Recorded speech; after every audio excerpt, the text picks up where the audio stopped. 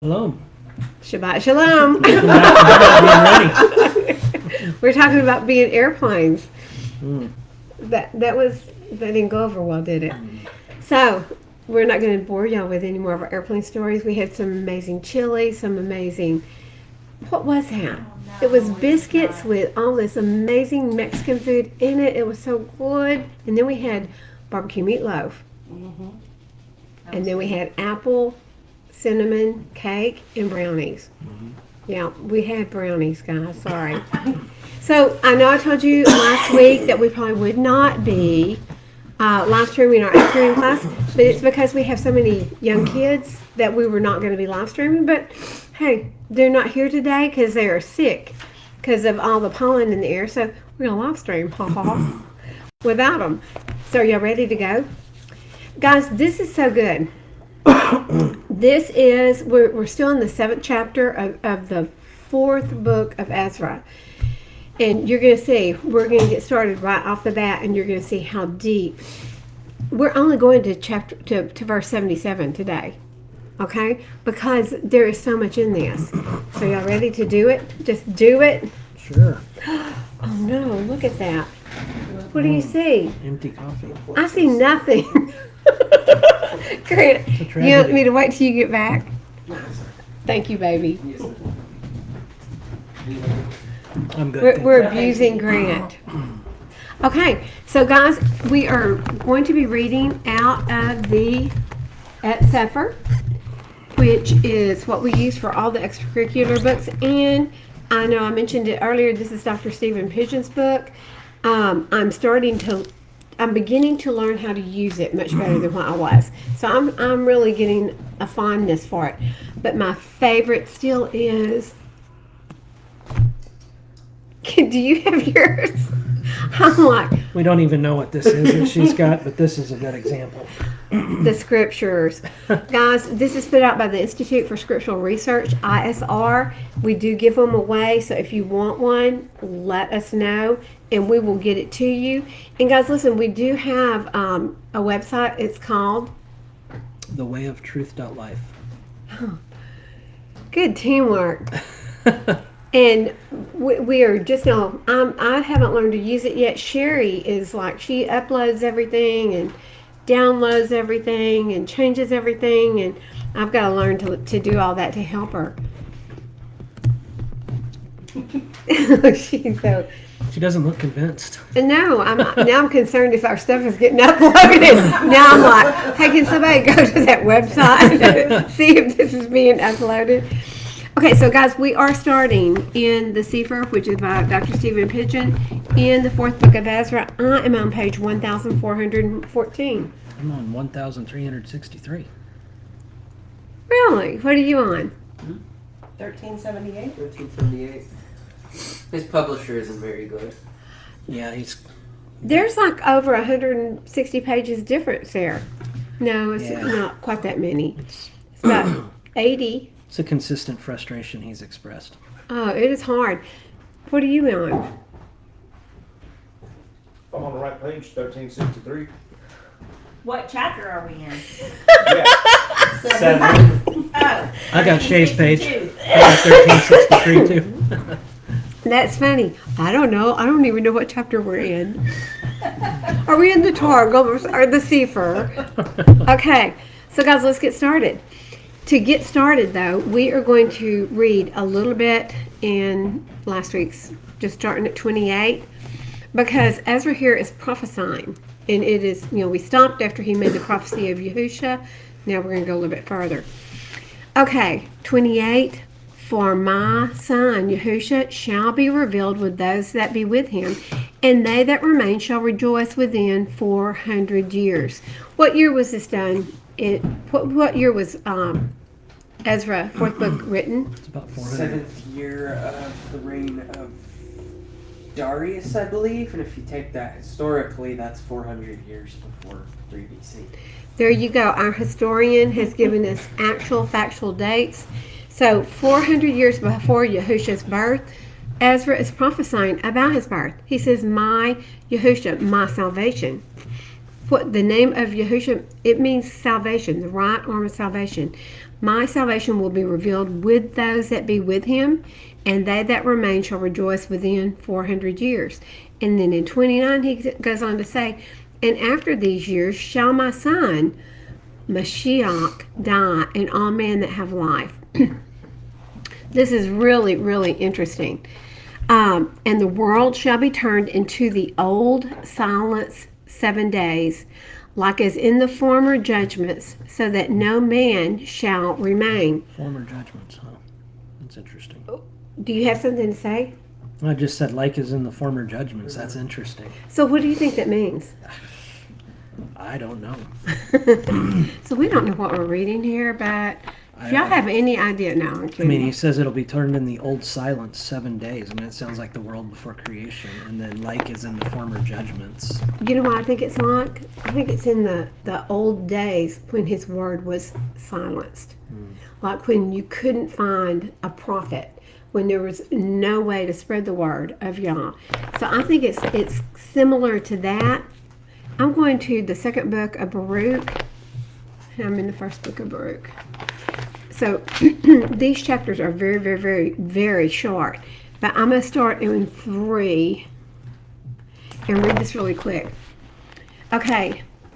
And doesn't matter what page I'm on, because we are all on different pages. In 2nd Baruch chapter 3, and I said, O Yahweh, my Adonai, have I come into the world for this purpose that I might see the evils of my mother? And he's talking about Jerusalem, is what he's talking about. Not so, my Adonai. If I have found grace in your sight, first take my ruach, that I may go to my fathers and not behold the destruction of my mother.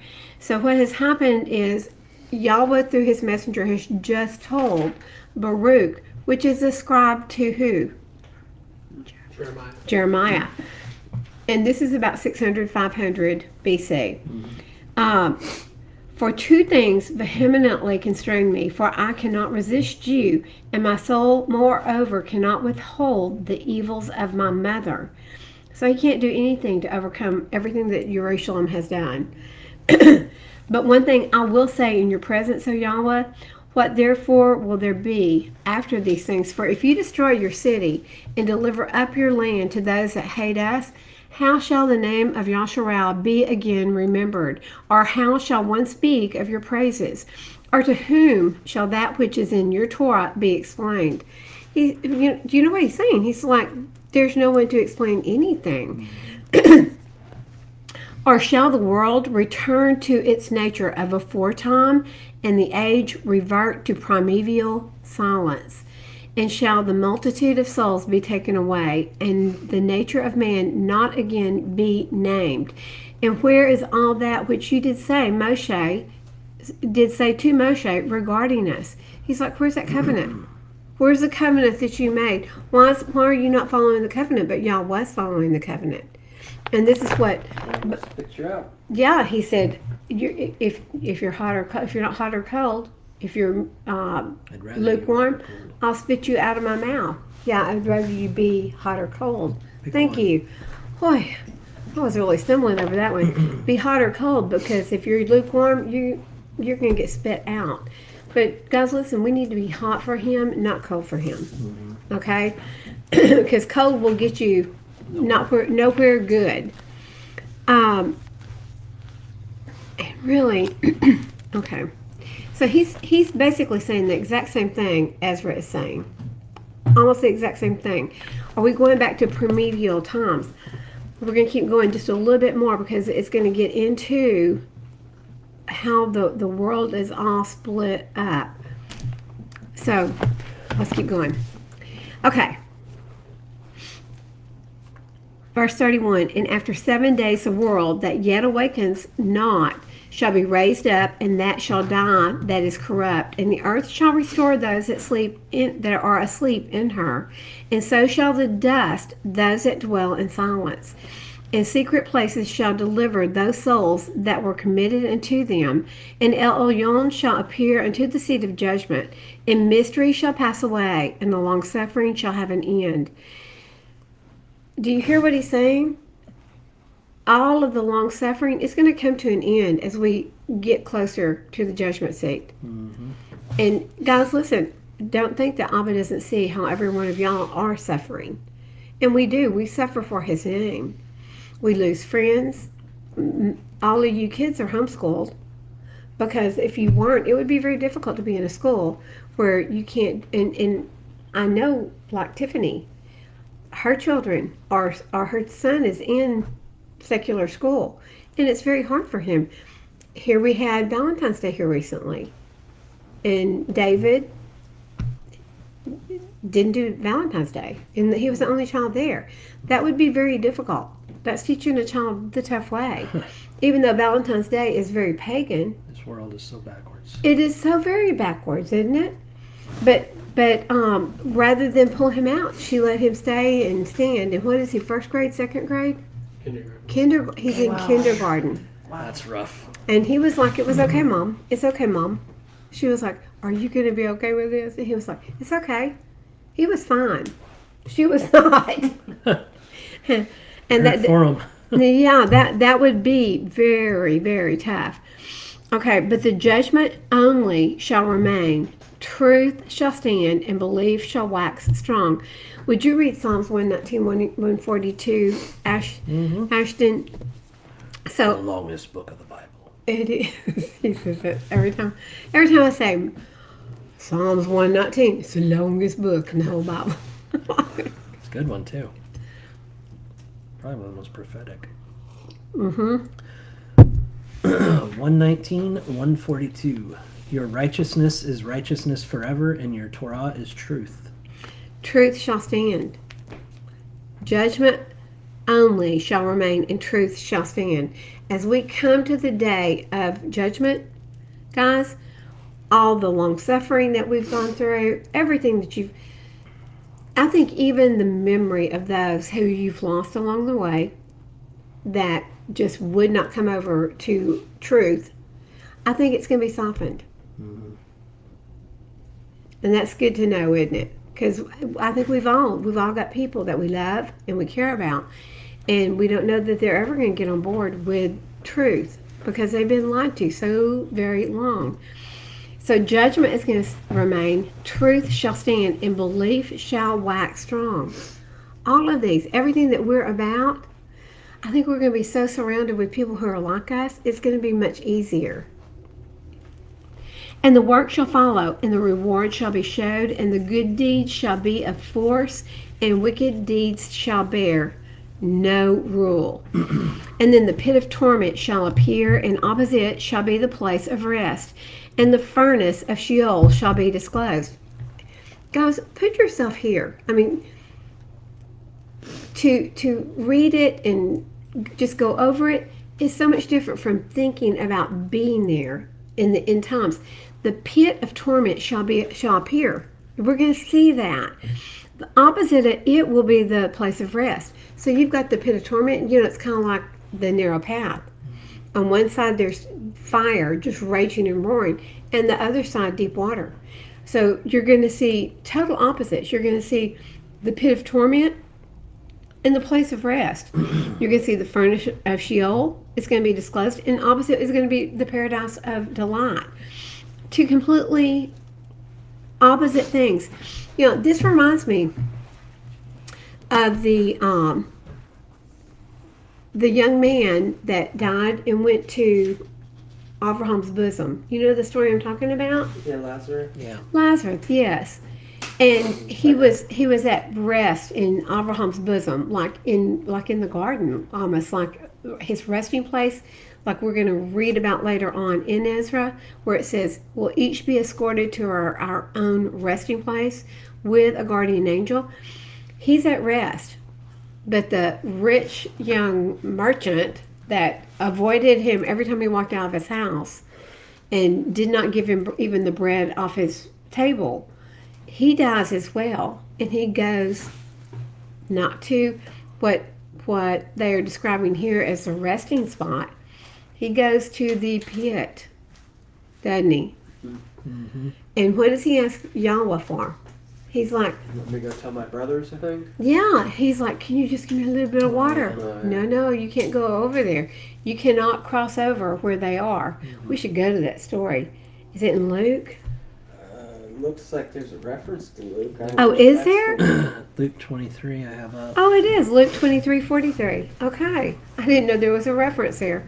I don't think it's the same story though. I Is it? don't know if it's the I same don't think it's story. the same story. This one is referencing the criminal hanging on a That's what I figured. stake next to him. Oh no, that's not the one. That's not it. I'm not Britt, sure. do you know how to use the Bible books? I think so. Here, you ready? Lazarus. Don't drop this. Sherry will get you. They're on the very front page. You got my code? You know it. No, I'm trying to look for the app. The apple. No, the app. You know. Oh, okay. It's on the very top of the first page. Does it have a Jewish side? Oh. Yes. It's called Bible Hub, I think. Luke 16:20. Luke Might 16:20. be it. Yeah, that was. There you go. Okay, would you read it, Kaylin or Jessica? Are you already there, Oh, Jessica? that's it. Yeah, Is that it? Oh, go ahead then, Ashton. You got it. you can read it. Go ahead. Luke I'll 16:20. read it.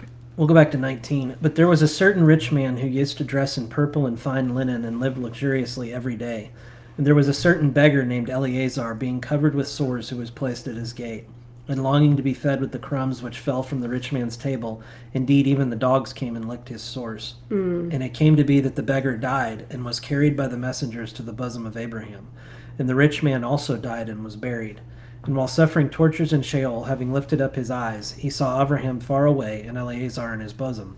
And crying out, he said, Father Abraham, have compassion on me, and send Eleazar to dip the tip of his finger in water and cool my tongue, for I am suffering in this flame.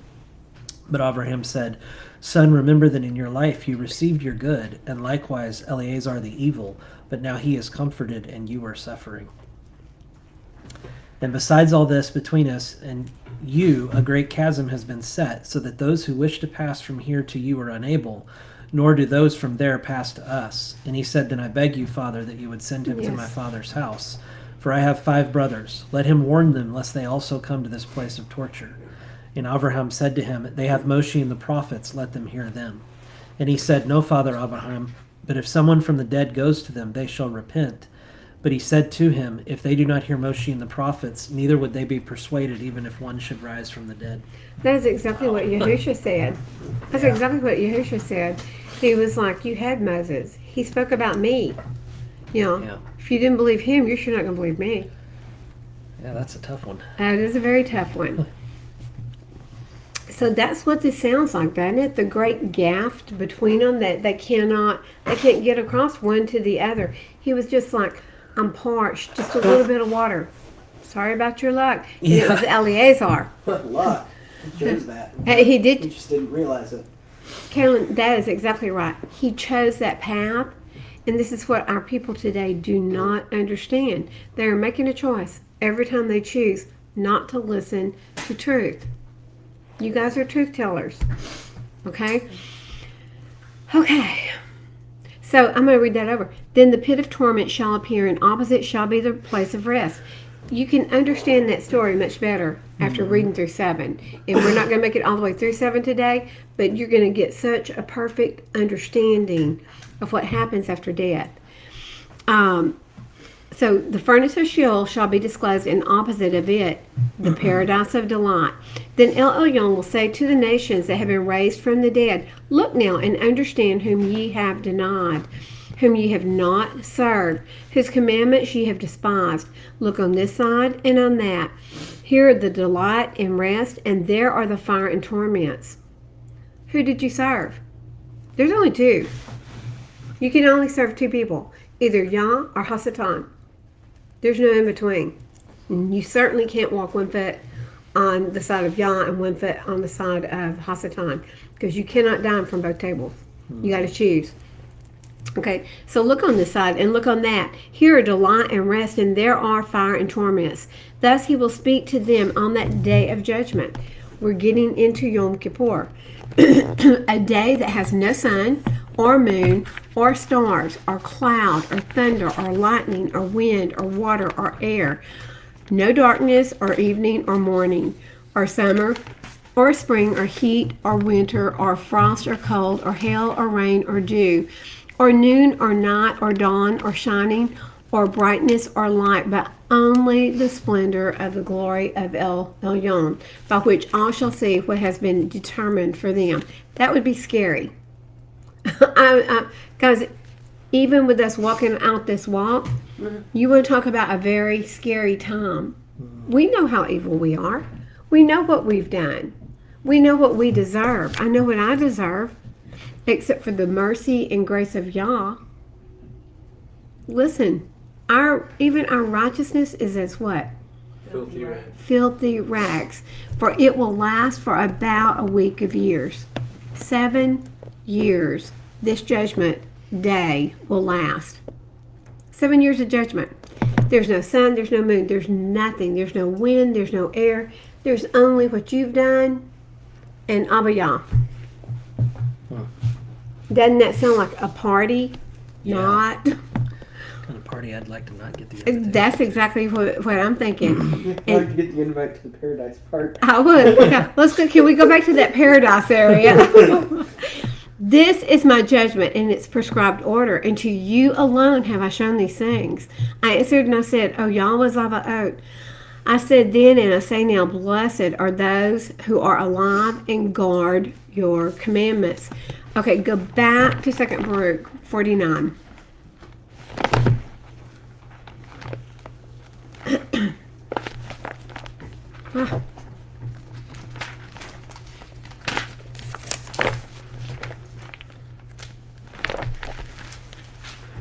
These are really short chapters. So it's 49, and we're going to actually read through 51. It says, nevertheless, I will again ask you, O El Elyon, yea, I will ask mercy from him who made all things. In what shape will those who live in your day, or how will the splendor of those who are after that time continue? Will they then resume this form of the present and put on these in trammelings members? I don't know what that means. Anybody know what an entrammling? I'll look it up real quick. Okay. Will they then resume this form of the present? Are they going to look like they do today? And put on these entrammling members which are now involved in evils and in which evils are consummated? Or will you perchance change these things which have been in the world as also the world?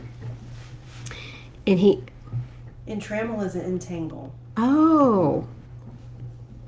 It also says ringlets, curls, or frizz, which I'm familiar with, but I don't think that's the context. And they're beautiful ringlet curls, but I see no frizz. Yeah, she's convinced it's there. Chapter 50, verse 1, and he answered and said unto me, hear, Baruch, this word, and write in the remembrance of your heart all that you shall learn. For the earth shall then assuredly restore the dead, which it now receives, in order to preserve them. So the dead go into Sheol, which is the grave, in order to be preserved for when? Judgment day. It shall make no change in their form. As you die, you will come back. Think on that. Do you want to be ashes? I don't know.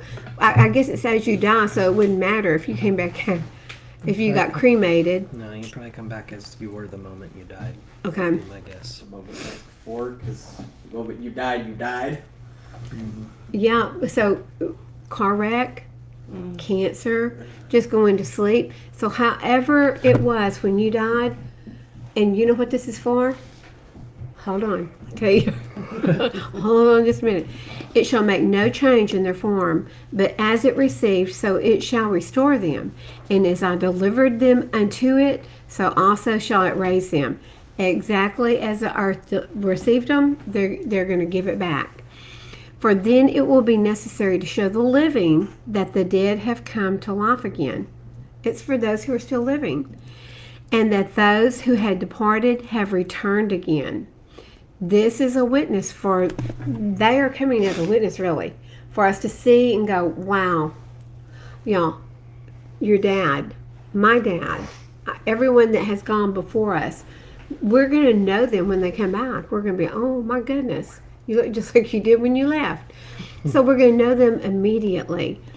And it shall come to pass when they have severally recognized those whom they now know, then judgment shall grow strong. So you're going to have a very brief reunion, and then the judgment comes. And those things which were before spoken of shall come. And it shall come to pass what that appointed day has gone by, that then shall the aspect of those who are condemned be afterwards changed, and the glory of those who are justified. For the aspect of those who are For the aspect of those who now act wickedly shall become worse than it is, and they shall suffer torment. Also, as far as the glory of those who have now been justified in my Torah, justified in my Torah, justified in my laws, justified in my word, justified in Yahusha. You can say it all. It's the same. You're saying the exact same thing. Those who have now been justified in my Torah, who have had understanding in their life, and who have planted in their heart the root of wisdom, then their splendor shall be glorified in changes, and the form of their face shall be turned into the light of their beauty, that they may be able to acquire and receive the world which does not die, the kingdom. Isn't this beautiful? Guys, this is what we've got to look forward to. So their face shall be turned into the light of their beauty, that they may be able to acquire and receive the world which does not die, which is in promise to them. For over this above all shall those who come then lament that they rejected my Torah and stopped their ears, that they might not hear wisdom or receive understanding. Guys, y'all hear it just like I do. I don't want to hear Torah. That's what they say. I don't want to hear what the laws are. We're not under them. Stomping their ears up, turning their face away. They don't want to hear it. They don't want to see it, because they are following one or two leaders, one or two fathers. Either the father of lies, Hasatan, who has lied to them from the pulpit.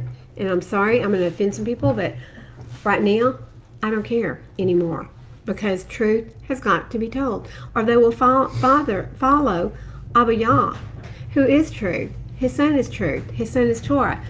So one of those two. And I'm going to say that again.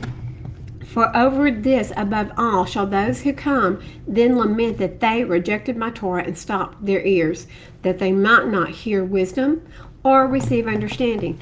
What is Torah? What does the word tell us? Torah is wisdom for you. Those who following Torah are following wisdom. When therefore they see those over whom they are now exalted, but who shall then be exalted and glorified more than they shall respectively be transformed, the latter into the splendor of angels, and the former shall yet more waste away in wonder at the visions and in the beholding of the forms, for they shall first behold and afterwards depart to the torment. This is not going to be a happy time, guys. For those who have gone la la la la la and don't want to hear, it's not going to be a happy time. It's no longer going to be a joking time for them. When they laughed at you and they poked fun of you because you're honoring Abba's commandments, it's no longer going to be a laughing matter for them. It's going to be very sad. And your heart will be broken for them, because you're following Yah. And that means you love your neighbor as yourself, which means that you're not looking on them in judgment. You're looking on them in pity, and you're praying for them. I would venture to say most of you in here are praying for a friend or a loved one who has already turned their ear, the deaf ear, to the Torah. We're all doing that. That's what we're supposed to be doing, is praying for them. But those who have been saved by their works, wow, look at that. Those who have been saved by their works. James, what does James 2 say? Isn't he talking about works and faith? And will you go there? You're going to go to James 2? Thank you, Grant. But those who have been saved by their works, and to whom the Torah has been now a hope and understanding and expectation and wisdom, a confidence, shall wonders appear in their time. James. 2, and I think it's maybe 6.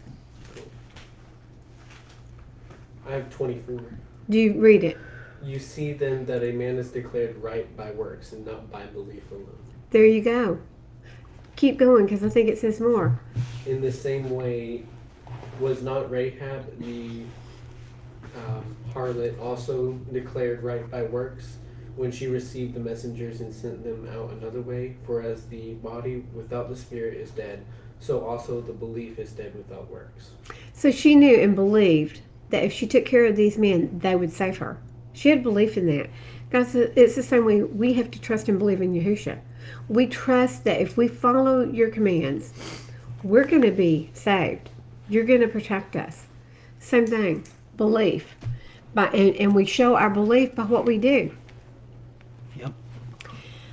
For they shall behold, I'm in verse 8 of 51, for they shall behold the world which is now invisible to them, and they shall behold the time which is now hidden from them, and time shall no longer age them. I like that verse. Yeah, me too. For in the heights of that world shall they dwell, and they shall be made like unto angels, and shall be made equal to the stars, and they shall be changed into every form they desire, from beauty into loveliness, and from light into the splendor of glory. For they shall be spread before them, for there shall be spread before them the extents of paradise, and there shall be shown to them the beauty of the majesty of the living creatures which are beneath the throne. Wow. Remember a few weeks ago we were trying to figure out who was under the throne? Because I was thinking it was the martyrs. Mm-hmm. But here he's telling us it's the beauty of the mystery of the living creatures which are beneath the throne, and all the armies of the angels who are now held fast by my word, lest they should appear, and are held fast by command, that they may stand in their places till their advent comes. They've got an event coming. He's got everyone waiting. Can you imagine? It says that all the world moans and groans for his return, for the renewal of everything. Our spirits probably do the same thing. I know mine does, because I cannot wait. But then when I think about that, I think about all those who are not ready. And that's heartbreaking. Moreover, there shall then be excellency in the righteous, surpassing that of the angels. And for the first shall receive the last. For the first shall receive the last, those whom they were expecting, and the last, those of whom they used to hear that they had passed away. For they have been delivered from this world of tribulation, and laid down the burden of anguish. For what then have men lost? Their lives. And for what have those who are on the earth exchanged their soul? For then they chose not for themselves this time which beyond the reach of anguish could not pass away, but they chose for themselves that time whose issues are full of lamentations and evils. And they denied the world which ages not those who can come to it, and they rejected the time of glory, so that they shall not come to the honor of which I told you. And I answered and said, how can we forget those for whom woe was in reserved?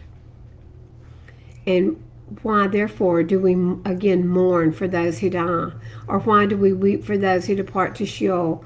Let lamentations be reserved. Guys, this is what waits in front of us. Okay? After this judgment seat of Baruch, that Ezra is seeing on Yom Kippur. But what are of those? I'm back in chapter 7, verse 46. But what of those for whom I prayed? For who among the living is there that has not sinned, or who among men that has not transgressed your covenant? Everyone has. Mm-hmm. Every one of us. That's what Joel says. We've all sinned. Some of us have sinned a lot more than others. But we're all guilty, and we all had to repent and turn back to Yah.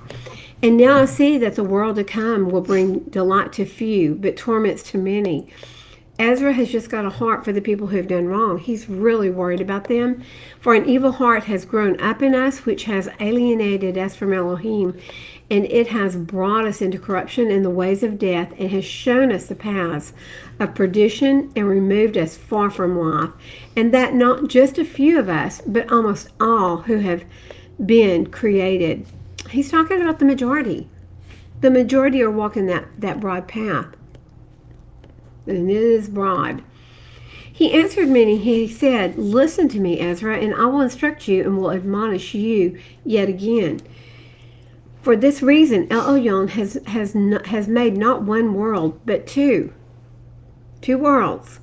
For whereas you have said that the righteous are not many, but few, while the wicked abound, hear the explanation for this. If you have just a few precious stones, will you add to them lead and clay?" I said, "Yahweh, how could that be? Would you add sapphires and emeralds? Or would you add rocks?"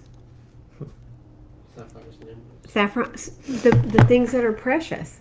That's what you're going to add to them. And this is what this angel is explaining to Ezra. You're not going to take the wicked and put them with the righteous. They haven't earned it. They haven't believed unto righteousness. Belief causes righteousness. If you believe you're going to do, you're going to show it. So you just can't do that. And I'm going to let you start there. On 50? Yes, sir.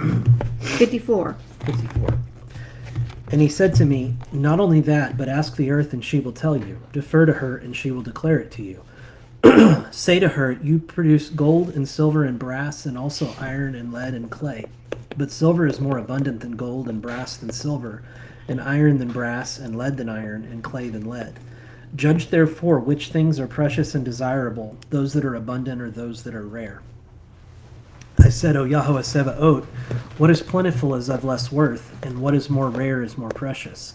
He answered me and said, "Weigh within yourself what you have thought, for he who has what it is hard to get rejoices more than he who has what is plentiful.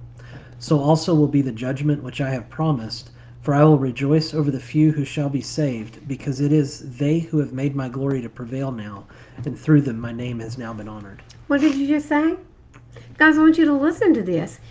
So, where our hearts right now are heavy, and I don't know about y'all, but my heart is heavy for those that I would love to see walking out the Torah. It's heavy. We've talked, y'all have talked to people, and we just continue to pray for them. But he says, "I will not grieve over the multitude," the huge multitude.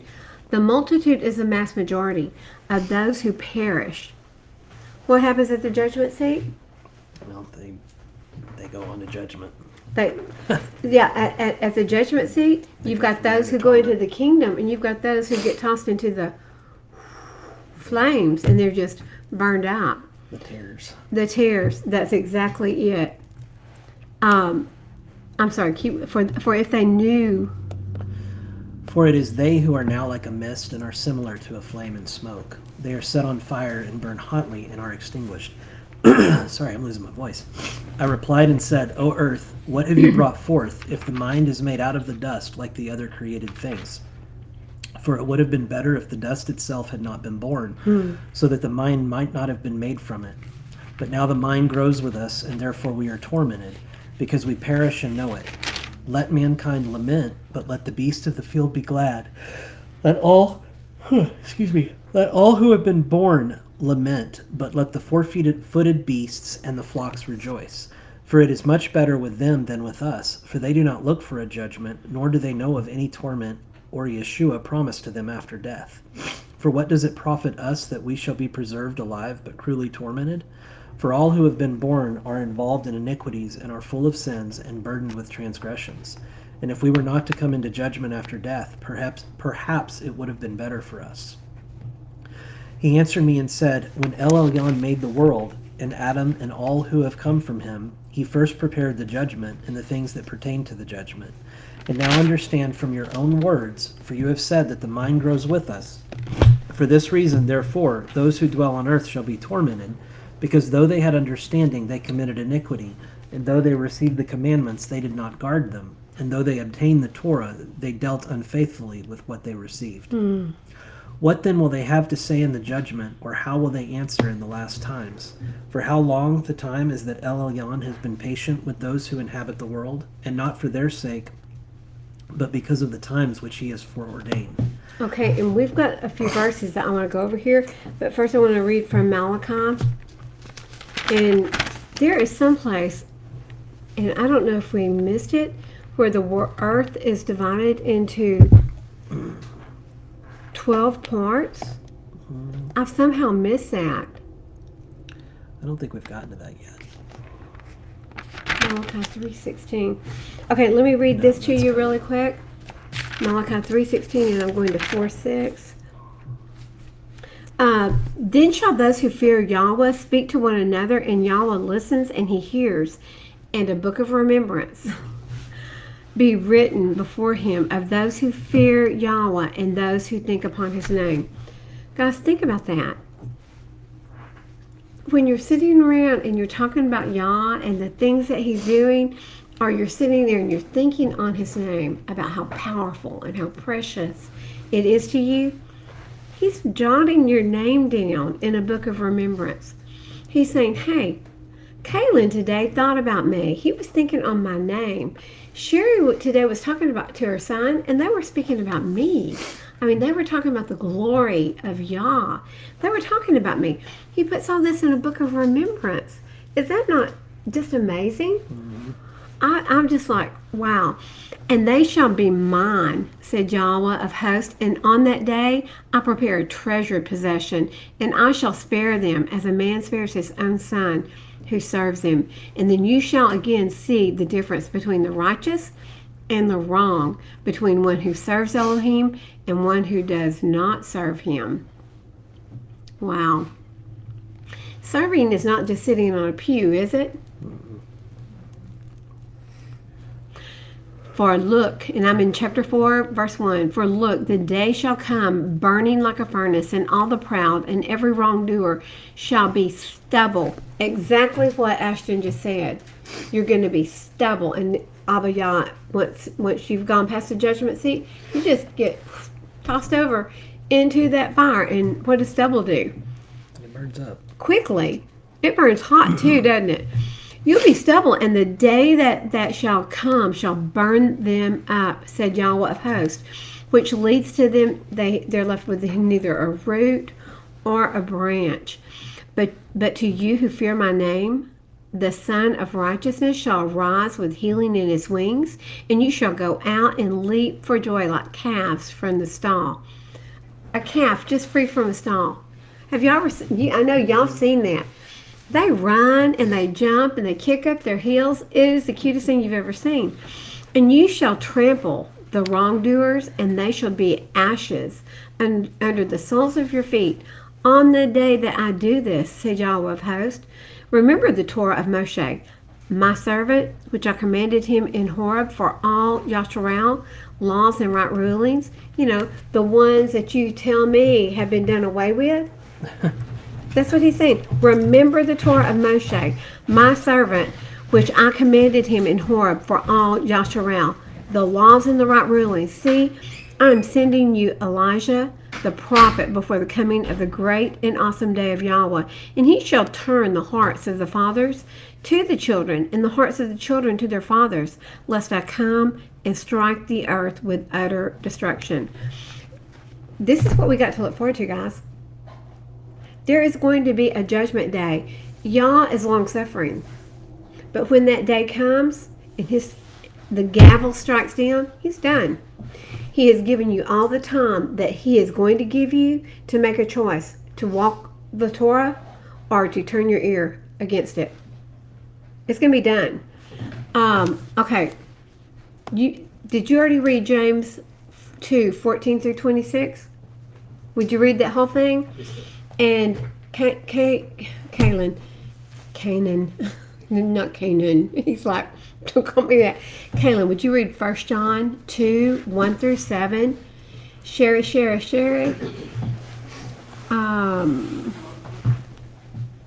That's a long one. 1 Peter 1:13-22. Jessica, John 15:10 and John 14:15. So John 14:15 and then John 15:10. And Matthew 11:28 through 30. Okay. I'm sorry. Go back to 1 Peter. What? I already gave it to you, girl. What happened to your shorthand skills? It's not working today. Oh no. 1 Peter 1:13-22. I missed the one. That was important. Very important. Now, chapters 13-22. Go for it. No. No. Grant. James 2:14-26. And y'all speak up really loud. Yes, ma'am. My brothers, what use is it for anyone to say he has belief but does not have works? The belief is unable to save him. And if a brother or sister is naked and in need of daily food, but one of you says to them, "Go in peace and be warmed and be filled," but you do not give them the bodily needs, what use is it? Hold on. Guys, you know what that's saying? What is it telling y'all? If someone comes to you and says, does it say a brother? If a brother comes to you, these are our brothers and sisters in this room. It's your family. If a brother or sister comes to you, if I come to your door and I go, "Kaylin, I need water, please," and you shut the door on me, you're in trouble. My daddy's going to get you. So, guys, we don't turn a deaf ear to a brother or a sister. We help. We listen, we pay attention, and we help when we can. And if we can't, we gather up people who can, right? We take care of our own. A brother or a sister shouldn't be out in the street in trouble. Never. Except maybe that one over there beating his chest. Gorilla. I'm kidding. Okay, go ahead. I'm sorry. So also belief, if it does not have works, it is in itself dead. But someone might say, "You have belief and I have works. Show me your belief without your works, and I shall show you my belief by my works. You believe that Elohim is one. You do well. The demons also believe and shudder. But do you wish to know, O foolish man, that the belief without the works is dead? Was not Abraham, our father, declared right by works when he offered Yitzchak, his son, on the slaughter place? Do you see that the belief was working with his works, and by the works the belief was perfected? And the scripture was filled, which says, Abraham believed Elohim, and it was reckoned to him for righteousness. And he called him he who loves Elohim.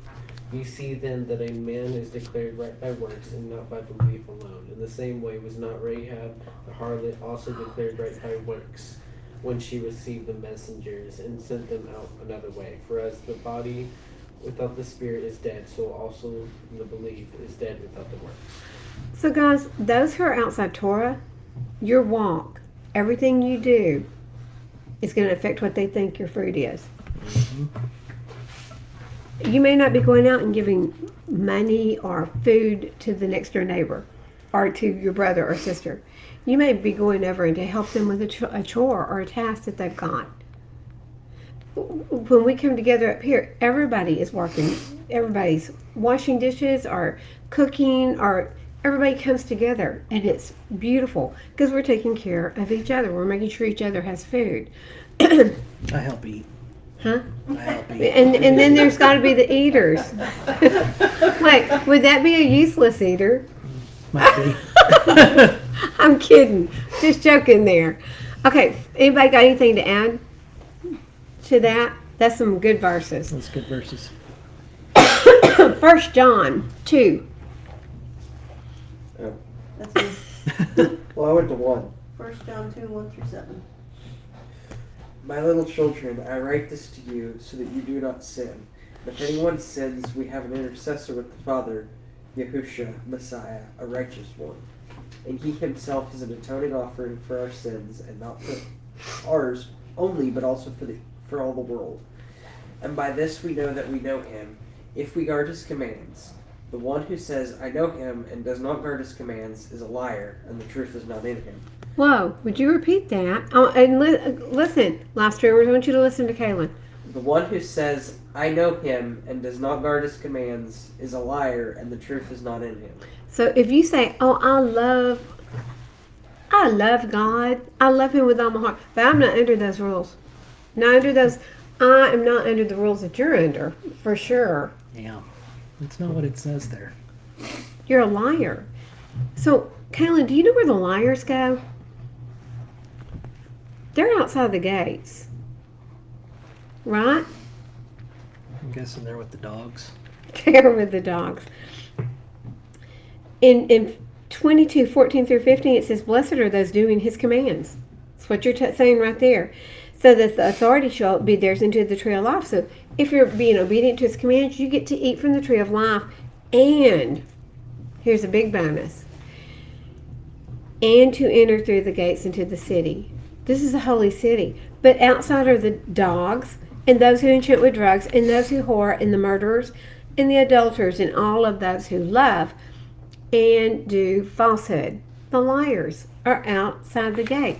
So what you're reading right there. So if you say you love me, but you keep not my commands, liar, liar, pants on fire, right? Pretty much. Oh, that's what we said when we were kids, wasn't it? Keep going. Before I so rudely interrupted you. But whoever guards his word, truly the love of Elohim has been perfected in him.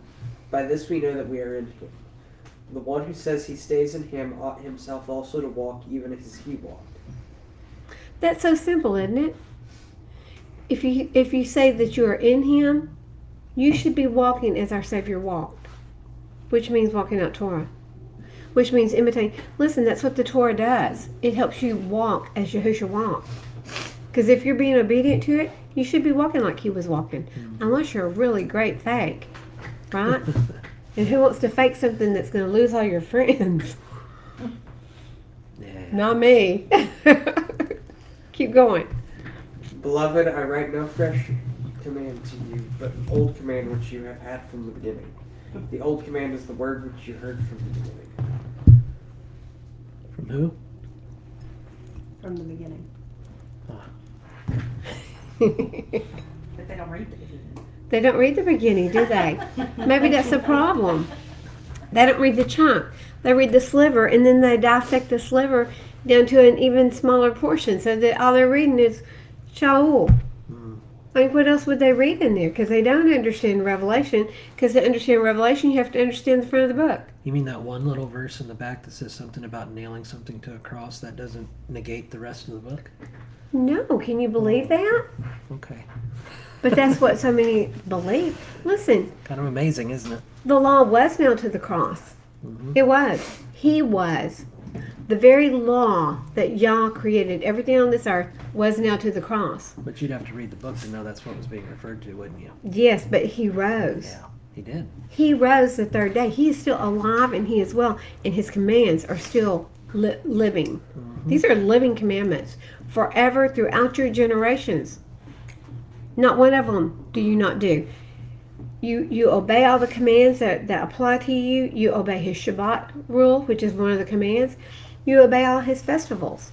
You obey his laws for what's food and what's not food. We do it all because they are commandments forever and ever, no matter where you are.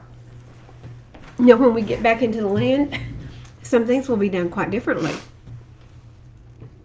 It will be. It's not going to be like it. Out here, we're remembering.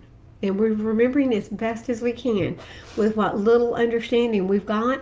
We're doing the best we can. When we get back into the land, it's going to be amazing. We're going to be like, wow. When we get into the kingdom, we're going to be like, can you imagine? We're not going to age anymore. So I'm still stuck on that verse. No aging. Okay, were you done? I don't know, was I done? So you're going through 7. Then I'm done.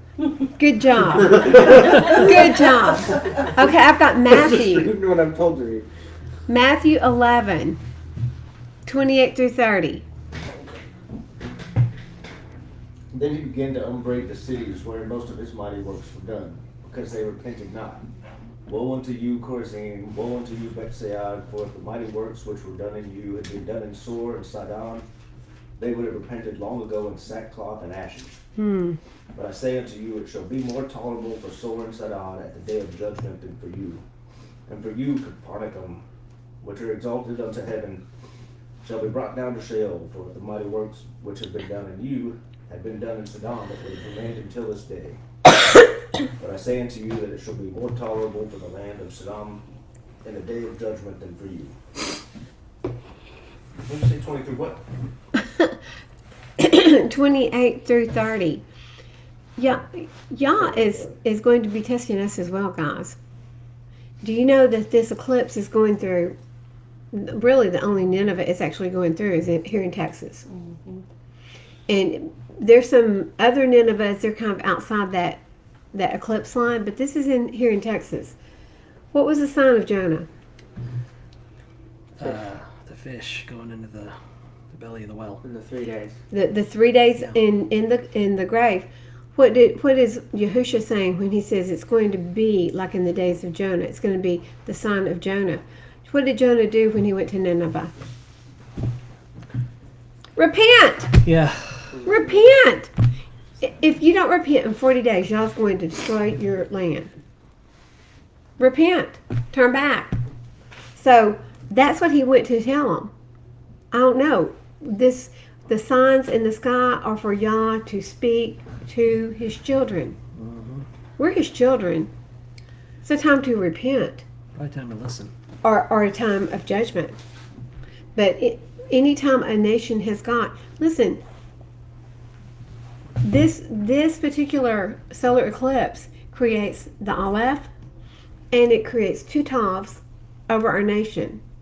With the last two, one was a penumbrum, can't even say that, but it's the Ring of Fire eclipse, and then the last one, the one before that in 17, was a total eclipse. So we've had a total eclipse, the Ring of Fire eclipse, and now we're going to have another total eclipse. And there won't be another one until 2044. No more until then. When an eclipse goes across a nation, it is Abba telling you, wake up. It's him talking to you. Either judgment is coming. It's usually a sign of either a blessing or a curse. I'm going to tell you something. I would be shocked if he's blessing this nation that we're living in right now. I'm ashamed. I am ashamed. If I thought there was someplace I could run to that was better than this, I would run. But there's no place any better. There's no place any different. They're all just as evil and corrupt. You go to the Holy Land. It's not holy. Nothing holy about it. It is just as corrupt and evil as what we've got here. The only difference is that's his land. But you know what? When I was reading this morning, the Jerusalem that is there right now is not the Jerusalem he has got engraved on his palm. Did y'all know that? Isn't that beautiful? It's the first time I had ever really read that and went, what? That's not the same Jerusalem? Wow, I didn't know that. Okay, John 14 and 15. 14, 15, and 15, 10. John 14:15 is, if you love me, you shall guard my commands. And then John 15:10 is, if you guard my commands, you shall stay in my love, even as I have guarded my Father's commands and stay in his love. You can't put it any more simple than the way Yahushua has put it. If you love me, you're going to keep my commands. If you love me, you're going to guard my commands, just like I guard my Father's commands, which he is his Father's commands. Anybody have anything else on that? That's You pretty want me to good. read the right one? Uh-oh. I just started at 20 and started reading. You said 28 through 30? Yes, 28 through 30, and I wasn't with you. There you go. Come unto me, all ye that labor and are heavy laden, and I will give you rest. Take my yoke upon you and learn of me, for I am meek and lowly in heart, and you shall find rest for your souls. For my yoke is easy and my burden is light. His yoke is easy. Listen, guys. Have you seen well, you couldn't because it wouldn't happen. But if you had a donkey yoked to a bull,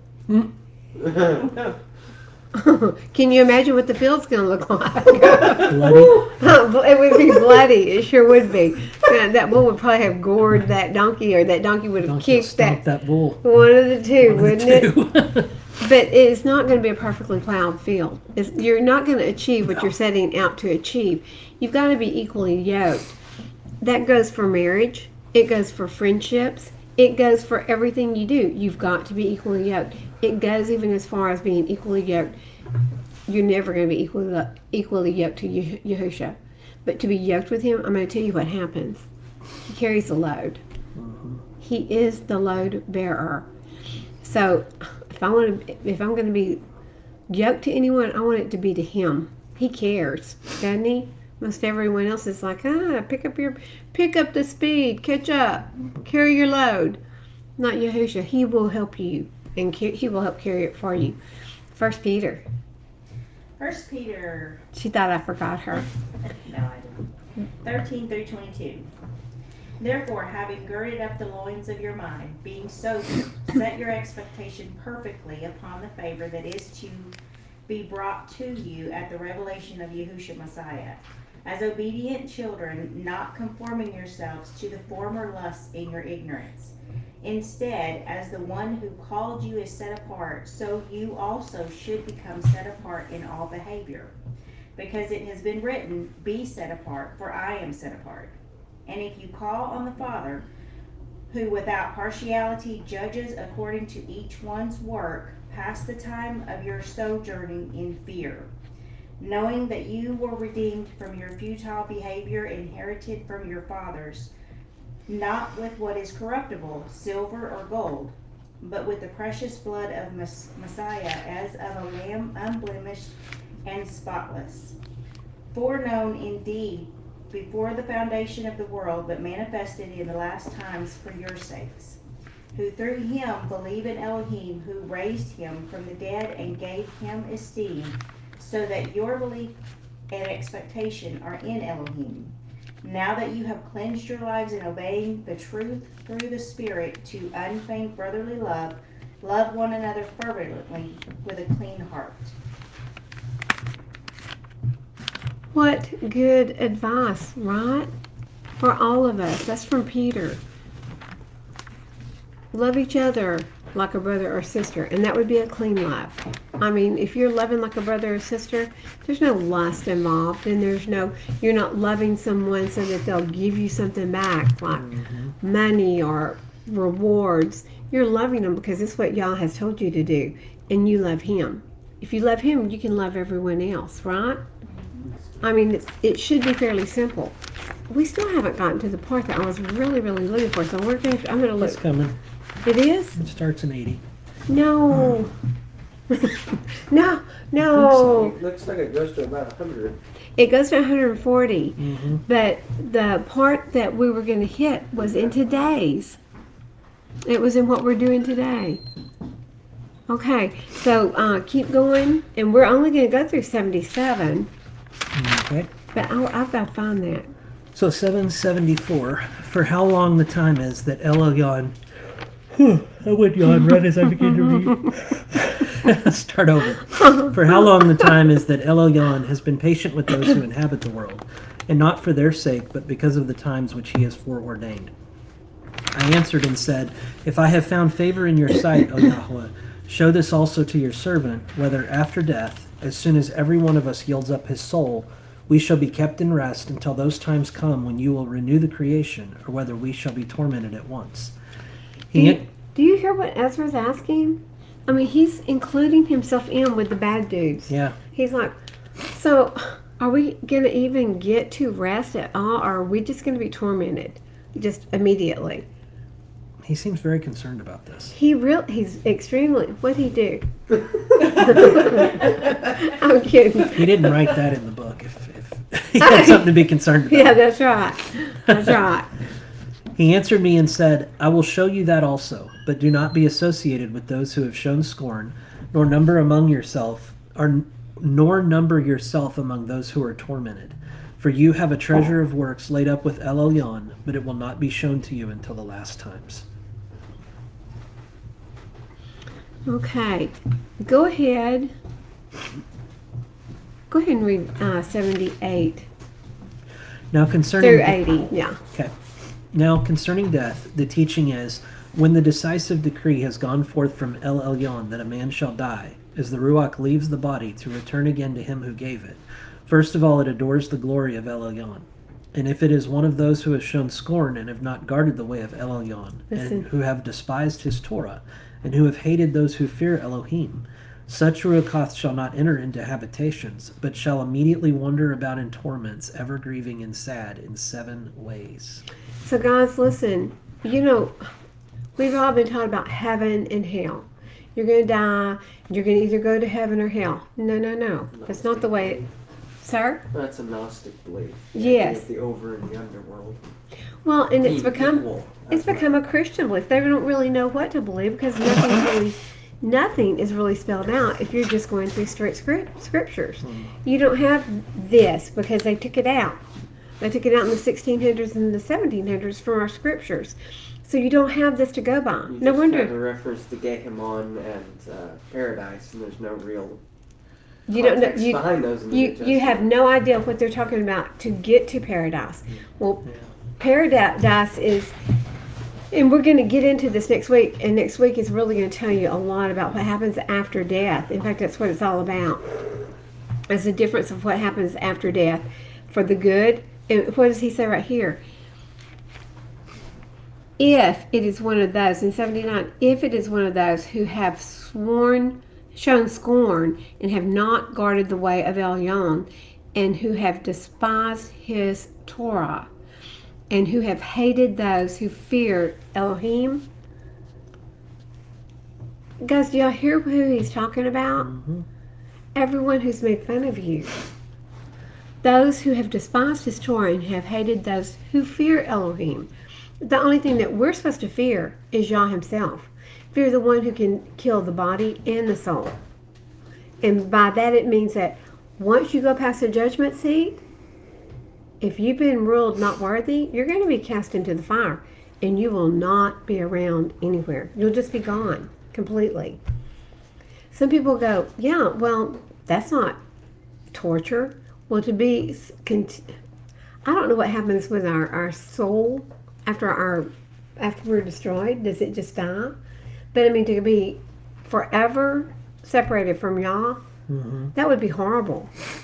Yeah, even before You're I thinking, went back to Christianity or Torah observance, I always thought of hell as eternal separation from Yahweh, not some place of burning torment, but literally being able to stand on this side of the wall and see on the other side, but not to scream across or anything. You're just alone.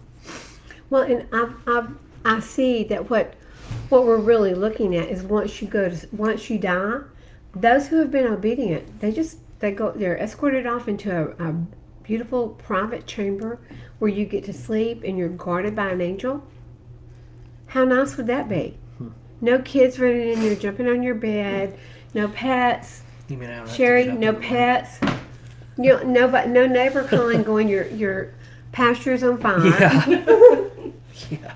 No, crazy noises at night. No worries. There's no more worries. No more burdens. I can't even imagine. No more burdens. Sherry's like, yeah, that sounds like heaven. But it's not heaven yet. But it is for you going to be a very peaceful place. But guys, listen. If you're one of those who despised his Torah and who hated those who feared El Elyon, you're not going into a habitation like that. You're going to be immediately wandering about in torments, ever grieving and sad in 7 ways. And next week we're going to find out those 7 ways that you're going to be sad. And it's really horrible. It's really horrible. So that goes on all the way till the judgment seat. So if you died back at 5,000 years ago, 3,000 years ago, and you weren't obedient to Torah, you've been in basically what we would call hell ever since then. After the judgment seat, that ends. There is nothing else. If you have been one of those, and I don't know how all this works. I mean, I'm like looking out there. Do you get to repent during that time? I don't believe you do, because Yah says in His Word, He says you have one time to die, and once the death has come, you don't get to make any choices. You've chosen. You had all the time in the world when you were footloose, fancy free, doing whatever you chose to do, and you chose wrong. So you don't get to have a do-over once you see what's going to take place. So, but there is a place in here, and I want y'all to help me find it. And I actually think that it is in Baruch, and it's talking about the world divided. See, that's probably what I did this morning. I didn't write it down. The world divided into 12 parts.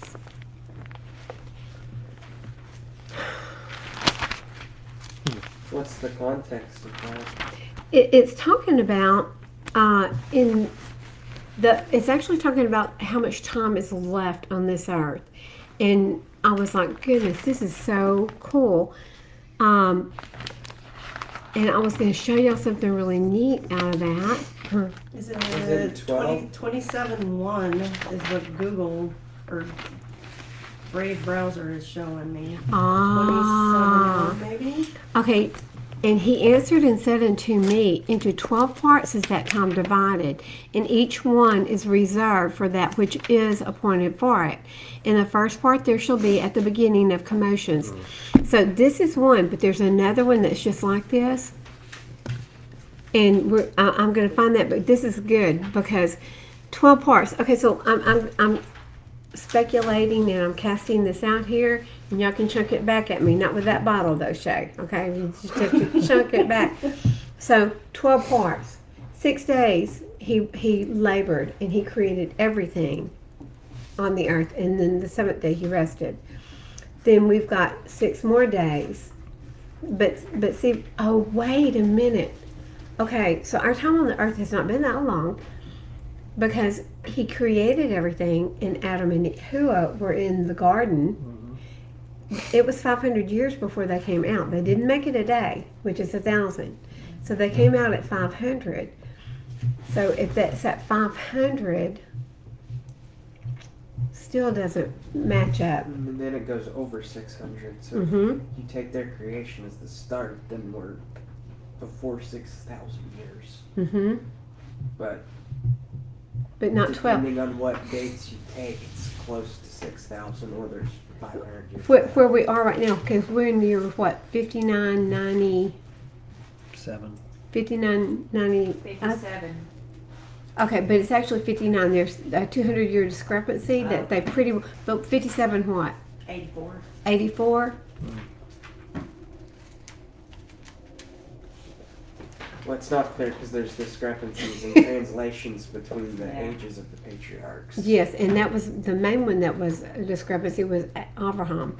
There was a 200-year discrepancy there, but if that's the case, there's a little bit more, because I think we're supposed to be in the year 5993 or 92.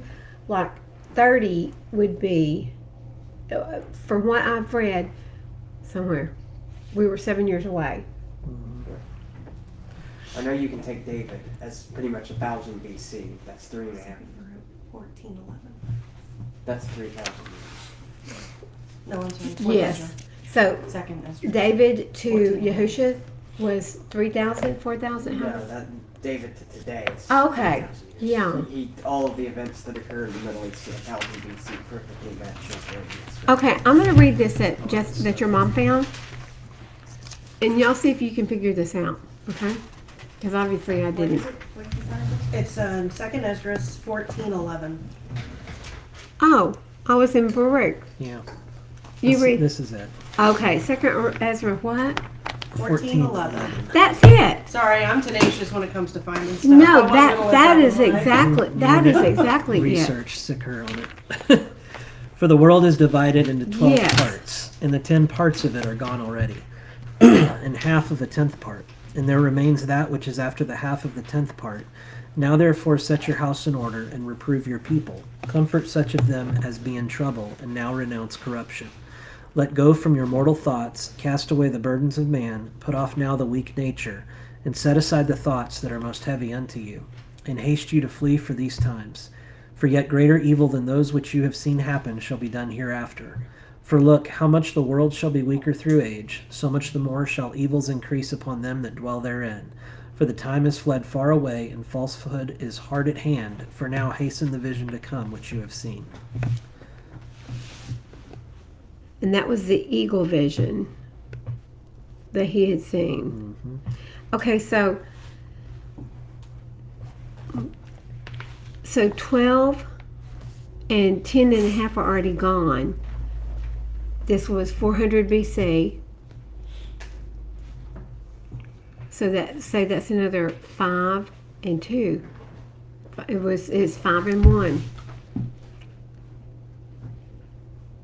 I don't know how that would line up with everything. I don't know how it does Not either. Dates. Well, if it's Has to be symbolic. if it's 12 parts and each part is 500 years, that'd be 6,000 years. Mm-hmm. So Okay, so We're over 1,500 years. yeah, past so Ezra. at Ezra's time, he said No, we're not. 10 and 1/2 have finished. So he was 400 BC, so it's 2,400 years since Ezra. And if 10 and a half had passed, you'd only have 1.5 left, which would equal 12. We need to put our yeah. studying caps on this. So over here, the first one that Jessica found, it kind of goes into the separate parts. Well, I'm going to read this off and just see if y'all can figure this one out. So it's like a puzzle. The first part, there shall be the beginning of commotions. And I've got Matthew 24:3, and I've also got Ezekiel 9:3. So in the first part, there shall be the beginning of commotions. So what happened in the beginning of commotions? Like the stirring of the land. I've got a cramp in my middle toe. I'm sorry. Oh. It's like crying out down there. It's not as bad as swimming with it, but okay. In the second part, there shall be slayings of the great ones who are in heaven. I'm It'd asking. be in Ezekiel 9:3. It says, "And the esteem of Elohim of Israel went up from the cherub where it had been to the threshold of the house, and he called to the man clothed with linen, who had the writer's inkhorn at his side. And Yahweh said to him, Pass on into the midst of the city, into the midst of Jerusalem, and you shall put a mark on the foreheads of the men who sigh and cry over all the abominations that are done within it.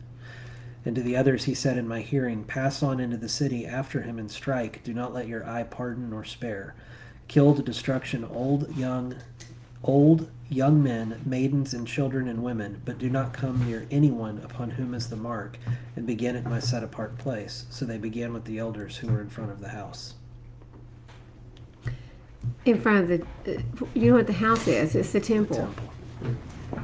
They begin with the ones of the house of Yah, which is where judgment always starts. Mm-hmm. So, did anybody look at Matthew 24:3? I didn't know it. I got the Ezekiel one. Okay, so the second part, there shall be slayings of the great ones. And the third part, the fall of many by death.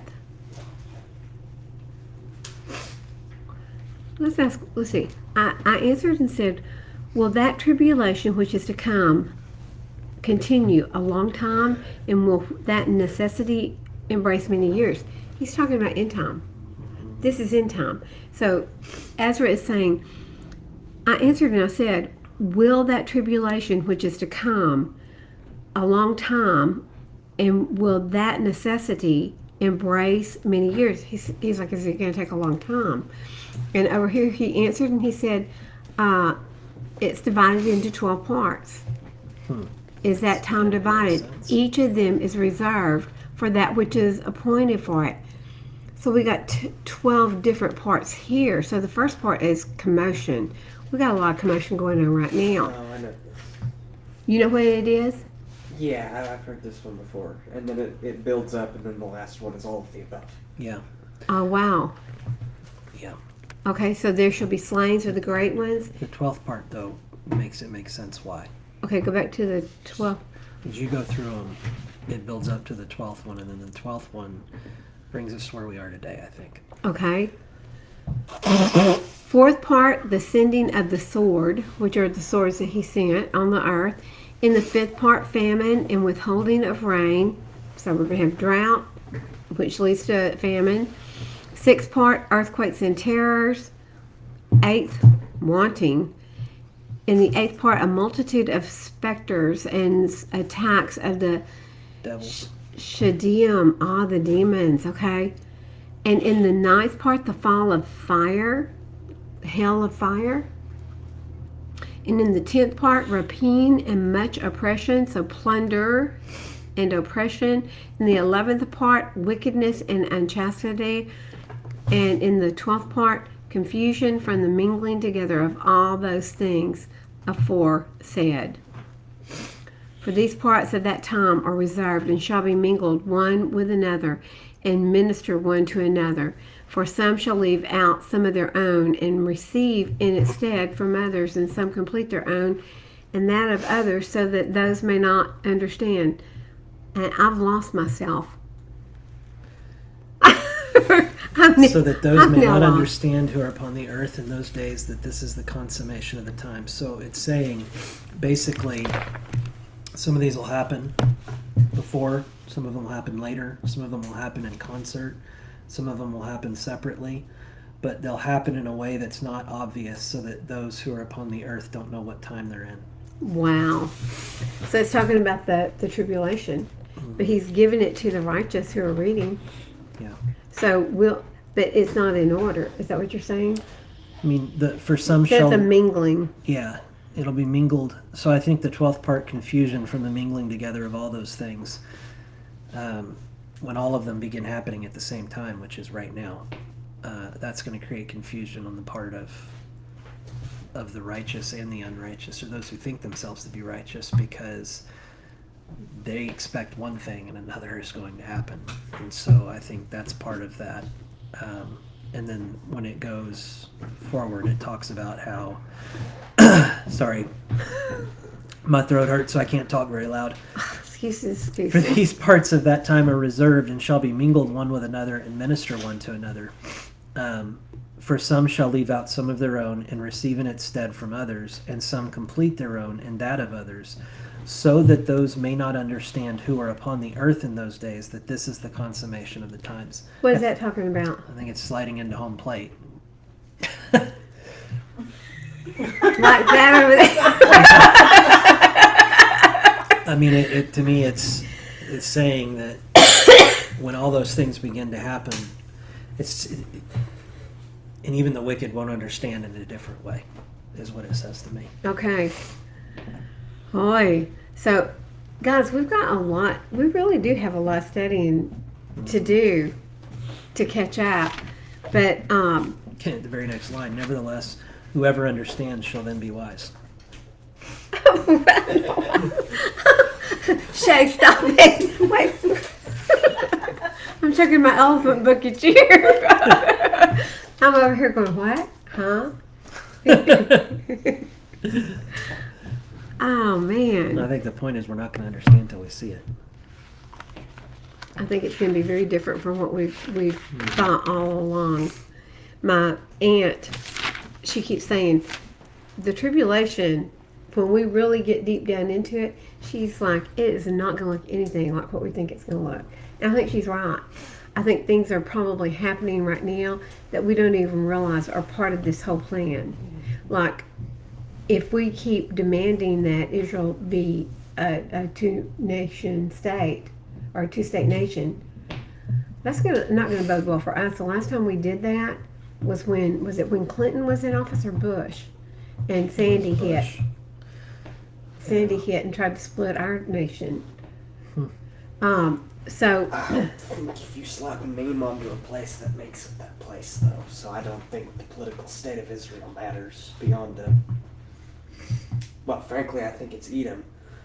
It's mentioned multiple times that Edom will rebuild the desolate places and be torn down. So that's what I see the political state of I see Israel too much as. proof, though, when you go over there into Israel. Oh, no, I think it's Israel. Yeah. I think Edom has taken Yeah, over you're talking and about the rebuilt political. desolate I agree with places. you 100%. I think that politically it is Edom.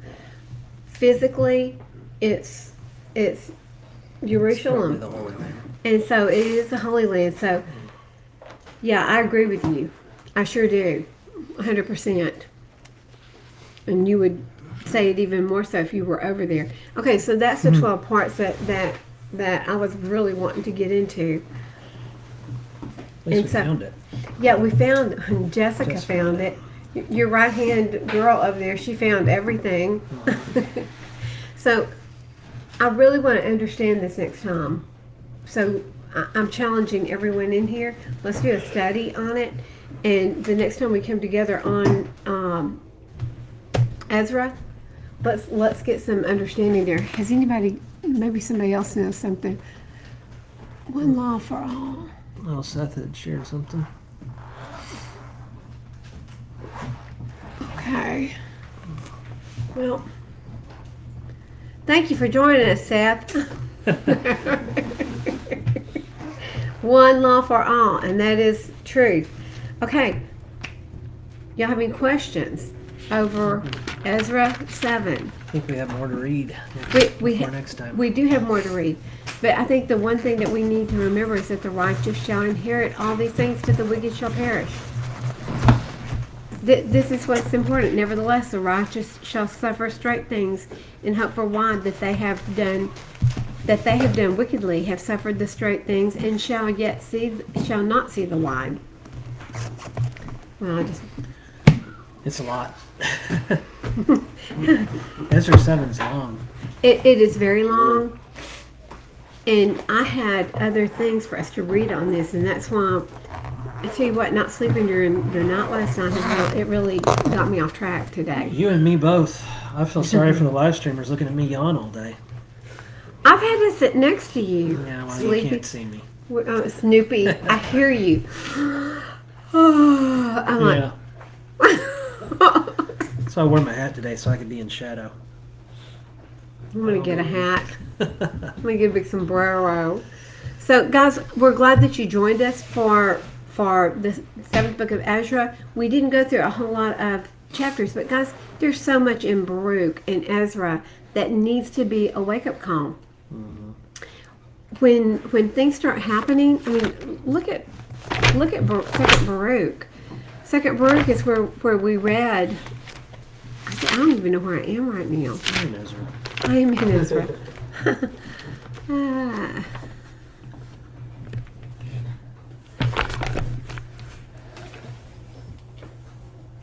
And I'm in Ecclesiastes there. But guys, the readings that we had in Baruch and Ezra, go back over them and be ready for next week. Yeah, I plan to do some more studying before next week. I can't even. Baruch has gone missing in my Bible. If you see him, please tell him to come back home because I cannot study without him. But this is the kind of day this has been this afternoon, I feel. But guys, we want to thank you for joining us. Keep Adam Fink in the parable of the vineyard. In fact, when we close out today, we need to pray for them. They're in Uganda. Pray for protection. Pray that they will help spread the truth about Yahweh's word. Just pray that. I don't know how big his team is over there, but Adam's doing a lot of really good things, and we need to keep him in our prayers because I know he comes under attack on a regular basis. All of these type of ministries, and we are this ministry as a group, we're all under attack right now, guys. So we have to stand and stand firm and pray for each other and lift each other up because the enemy does not want the truth pushed forward. He doesn't. He wants us to just get upset, give up, and go home. That's not us. We're not quitters. We're going to finish this through. Whatever he has for us to do, we will finish this through as long as he's willing for us to do it. Okay? So that's what we're here for. And if it ends up being just, a few of us up here pushing forth the word of Yah, so be it. We're going to do it. We're going to do it until he says, okay, it's time to come home. Pretty much. I long for that. I long for that. Would you pray us out? I can do that. Thank you so much, Ashton. Abba Yahweh, we thank you for today. We thank you for the time we've gotten to spend with each other. Thank you for the fellowship that we've had and your instruction. As we go forth through in our week, we ask you to just be with each and every one of us. Help us to individually be lights for your for your kingdom. Yes. Help us to just share what we know with others if and when they ask. Father, if there are those you'd like us to share with, put them in our path so that we can encounter them. We ask you to just help bolster us this week. Help us all to get good night's sleep so that we're awake next Shabbat. We ask you to just help us to stay focused on you, Father, and just give us the strength to persevere through whatever trials may come. Help us to learn the lessons that you have before us. Yes. We ask you to help us all to study for what's coming this next Shabbat when we finish up Ezra 7. Just show us your insight so that we might see what the intent of this book is for us to understand the end times. And Father, we ask you to just guide us along the path that you would have us on and let your will be done in our lives. We bless you and praise you. And we say this in the precious name of your Son, Yahushua. Amen. Amen. And so, guys, the main takeaway is what?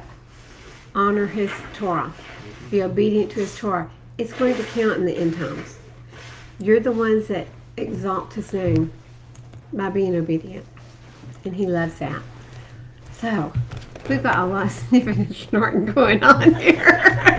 Texas can't decide if it wants to be 50 degrees or 80 degrees. And unfortunately, us allergy sufferers are not loving it. And I'm not sure that this weather is going to get any better. It's weird weather. It is very strange weather. I thought everything was just going to fall out of the sky yesterday, and then last night it just looked ominous. It looked like it was really after us, but It looked real ominous out our back door. Looked like it was on fire. so last night they're up thinking that their forest is burning and it's a well flaring off its It's just the fire off. H2S. The clouds Was were it just H2S? perfect. Most likely. This probably was, yeah. Mm-hmm. It was bright, so it was definitely some sort of chemical. Well, and with the fires in northwest Texas, it's frightening. Mm-hmm. It is frightening. 500 Probably what caught structures. us off guard. 1.3 million acres. I've never even heard of a fire that big. 10,000 cattle. And that's not even counting the wildlife that has been killed. It's not even talking about the horses. It's So, terrible. and Ashton brought a really good point up that not only did this kill the animals out there through the fire, but it also has... The one good thing, though, about burning grasslands is that sometimes it creates the perfect fertilizer. And when it comes back up, it may be greener and healthier. Yeah. So let's just pray that for these folks out there. There is a feed yard up there, isn't it? There's 7 feed yards up there. Oh, It's no one of the wonder. biggest feedstock supply No areas for the wonder. state. So it's bad for feed and seed, for sure. Mm-mm-mm. Because it's not just animal feed, it's the seed that goes out that the ranchers are planting local crops with too for their animals. So guys, the cattle stock is down. The number of cattle in the United States is down to the lowest number that it has been since the 50s or 60s. Who was with me when we were looking that It up? was 1965 before, but it's probably lower now. So that is frightening because we're a nation of meat eaters. And I mean, go to the grocery store and look at all the meat in the shelves. That's going to start disappearing. If we're short that many cattle, it's going to show up. We were already short before 10,000 got It's burned going up. to get more expensive. It sure is. I don't know. Like it's not already. Yeah. Come on, Sherry. You know that brisket should cost $80. Hey, I was looking at some, because I'm trying to get us ready for our Pesach. I was looking at a ribeye, one of those long ribeyes, It's crazy. $180. It's For- nuts. I mean, it was not even a big one. No. I mean, where you could go, okay, well, nah, we can cut a little fat off that and it'll be fine. Jessica and I like to do a No. brisket every once in a while, and we went and looked at briskets when we were at the grocery store last, and we just looked and we moved on.